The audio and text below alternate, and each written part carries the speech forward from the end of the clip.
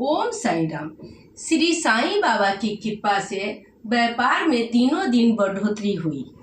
श्रीमती ललिता देवी, उनके पति अजय दिल्ली में आनंद पूर्वक रहते थे।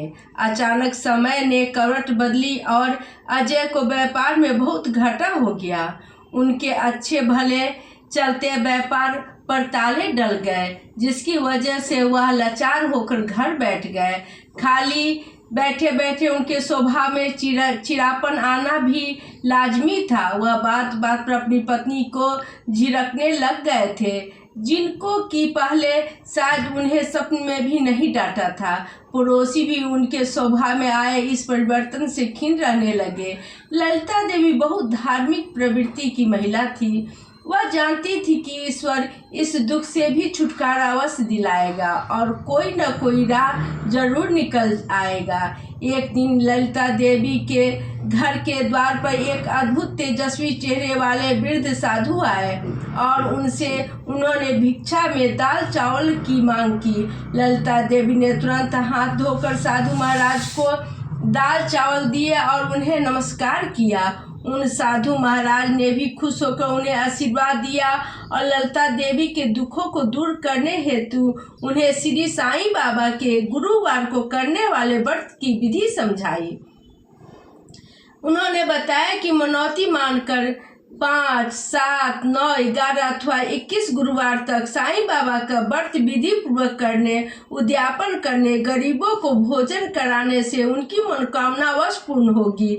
इस व्रत को करते समय झूठ, छल आदि बुरी आदतों का त्याग करना उचित रहता है। व्रत पूर्ण होने पर यथाशक्ति 7, 11, 21, 51 पुस्तकें दान करना न भूले। श्री साईं के वचन हैं श्रद्धा और सबूरी, इन्हें ध्यान में रखकर ही व्रत को आरंभ करें। उस साधु महाराज के वचन सुनकर ललिता देवी अत्यंत प्रसन्न हो गई और अगले गुरुवार से ही उन्होंने श्री साईं व्रत का पालन किया। देखते देखते उनके पति के स्वभाव में आश्चर्यजनक परिवर्तन आने लगा और उन्हें फिर से व्यापार आरंभ करना शुरू किया, जिनमें दिनों दिन बढ़ोतरी होने लगी। घर में भी साईं बाबा की कृपा से सुख शांति का निवास हो गया। एक दिन ललिता देवी की बहन और उनके पति उनसे मिलने आए। घर पर आए दोनों पति पत्नी को बहुत खुश देखकर वह भी बहुत प्रसन्न हुए। ललिता देवी की बहन ने उनसे पूछा कि यह चमत्कार कैसे संभव हुए।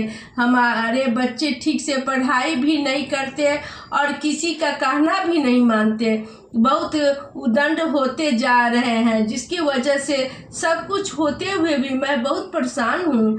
तब ललिता देवी ने उन्हें साईं बाबा के गुरुवार को करने वाले व्रत की महिमा बताई।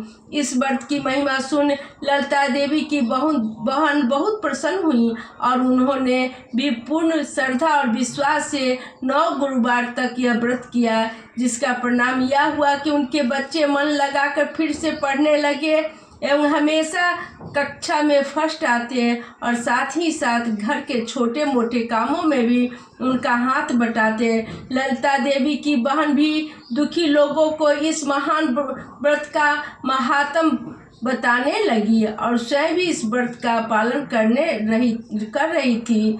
श्री साईं बाबा ने जैसे कृपा उन पर की, वैसे ही सभी पर करे। जो इस कथा को पढ़े और सुने उनके भी सभी मनोरथ पूर्ण हो जाए। बोलो अनंत कोटि ब्रह्मांड नायक राजाधिराज योगी राज परम ब्रह्म श्री सच्चिदानंद सद्गुरु साईं नाथ महाराज की जय। बोलो साईं नाथ महाराज की जय।